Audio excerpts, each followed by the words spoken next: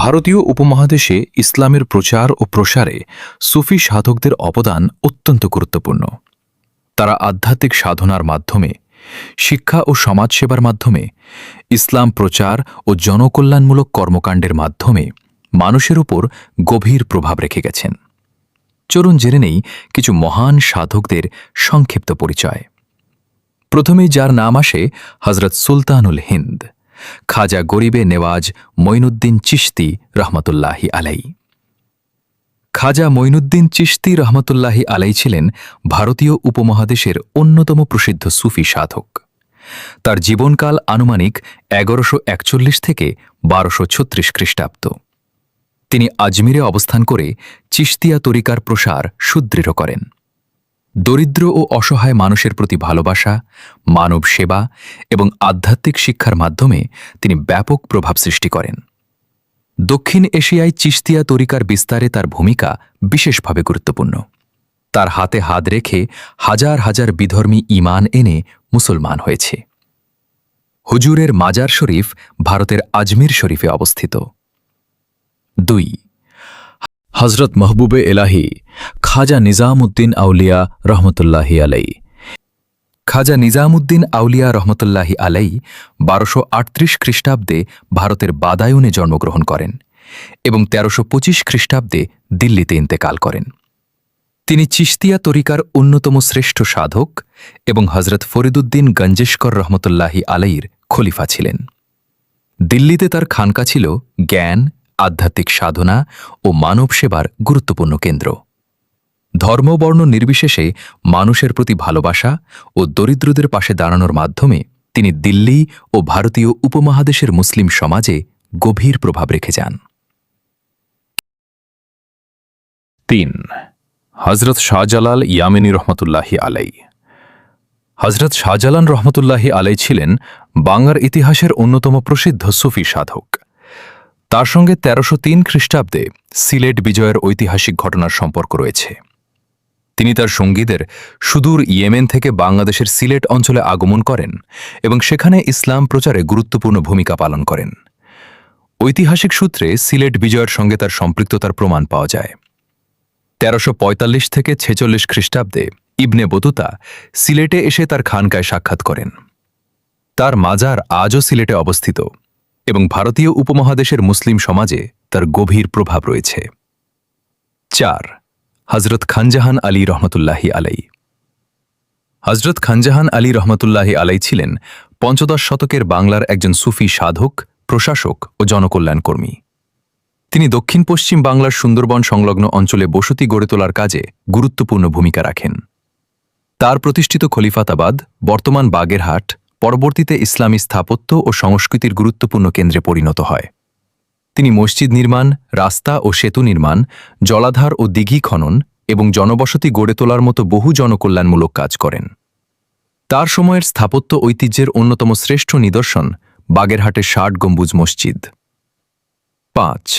হজরত শাহ আলী বাগদাদী রহমতুল্লাহি আলাই। শাহ আলী বাগদাদী রহমতুল্লাহি আলাই 15 শতকের একজন সুফি দরবেশ।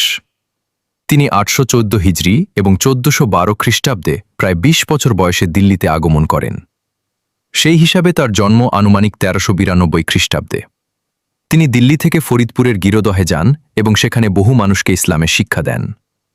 পরে ঢাকায় এসে চিশতিয়া তরিকার সাধক শাহ বাহার রহমতুল্লাহি আলাইয়ের শিষ্যত্ব গ্রহণ করেন। মিরপুরে তার মাজার অবস্থিত। 6. হজরত ইমামে রব্বানী কাইয়ুমে জামান মুজাদ্দিদে আলফে সানি রহমতুল্লাহি আলাই।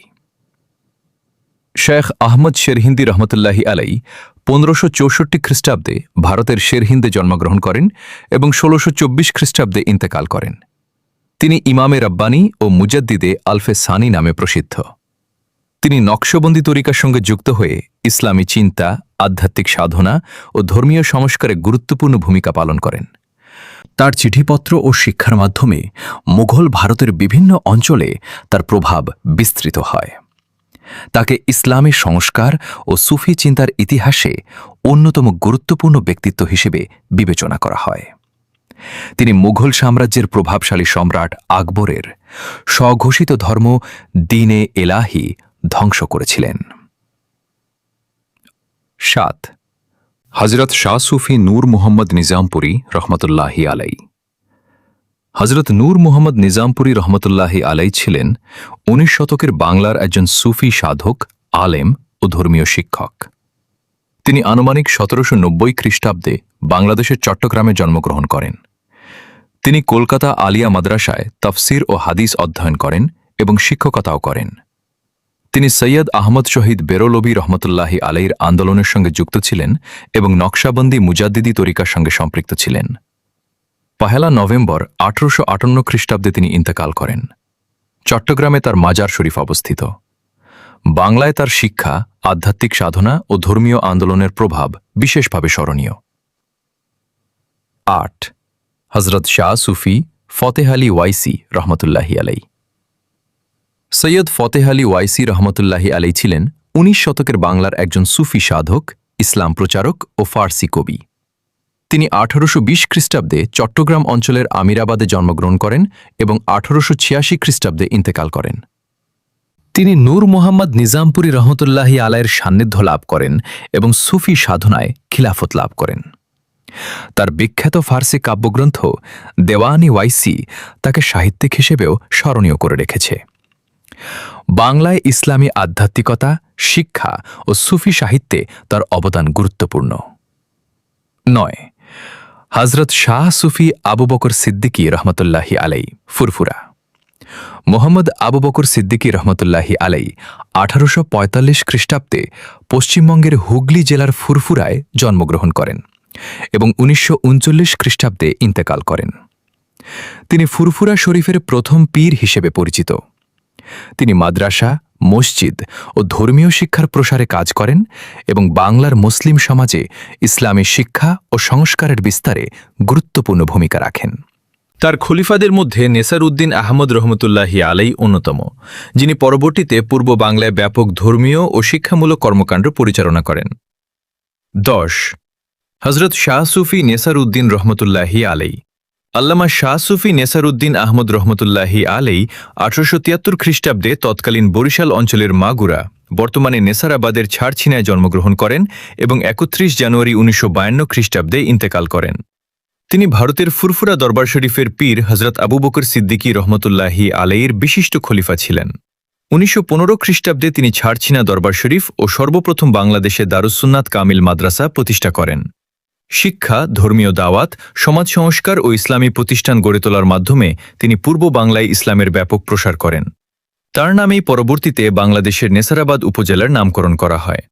এই মহান আল্লাহওয়ালা ব্যক্তিত্বদের জীবন ছিল জ্ঞান, সাধনা, আত্মশুদ্ধি, মানব সেবা ও ইসলামের শিক্ষার প্রচারে নিবেদিত। আল্লাহ তাআলা তাদের সবাইকে রহমত ও মাগফিরাত দান করুন এবং তাদের সবাইকে জান্নাতুল ফেরদৌসের উচ্চ মাকাম দান করুন। আমিন।